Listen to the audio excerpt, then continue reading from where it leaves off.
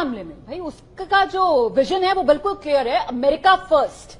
वो सिर्फ और सिर्फ अपने हित देखता है और इस पूरे बयान में भी हमने देखा कि ट्रंप साहब ने सिर्फ और सिर्फ अपने हित देखे।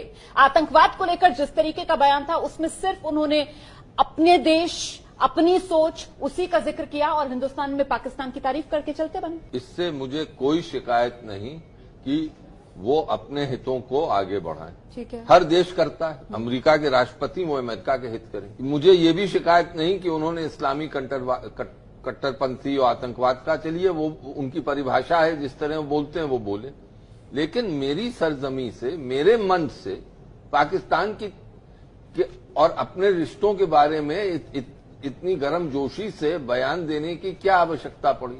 उससे उस पर चुप भी रह सकते थे, कहने की क्या आवश्यकता पड़ी? तो एक मौका होता है, उस मौके पे बोला जाता है। इसलिए वो एक संदेश पाकिस्तान को दे रहे थे कि देखिए यहां हमारे रिश्ते बढ़ रहे हैं भारत से, लेकिन आपको इससे परेशान होने की जरूरत नहीं।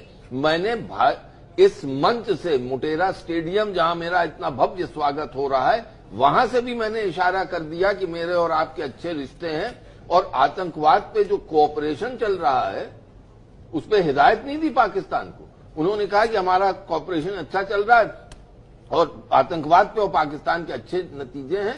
ये जो बयान आया ना खासतौर से पाकिस्तान को लेकर कि भाई our relationship with Pakistan is a very good one, हमारे तो बड़े अच्छे संबंध है पाकिस्तान से। सर मुझे पर्सनली ऐसा लगता है कि इतने बड़े मंच से दुनिया का इतना प्रभावशाली नेता भारत में आकर पाकिस्तान के लिए ये जो बयान देता है, ये तो सीधे सीधे सर पाकिस्तान को शह देने वाला बयान है। आप बताइए अगर मैं गलत कह रही हूं तो। ट्रंप साहब के इस मैसेज से क्या हम लोगों को इंट्रोस्पेक्शन करना पड़ेगा कि हमारी पॉलिसी पाकिस्तान को आइसोलेट करने की, उसका क्या हुआ? Absolutely. हम लोग क्या हुआ? दुनिया में अलग थलग कर रहे हैं पाकिस्तान अलग को डालना चाहते हैं। बिल्कुल। अमेरिकी राष्ट्रपति हमारे घर आके हमारे मुंह पे कहता है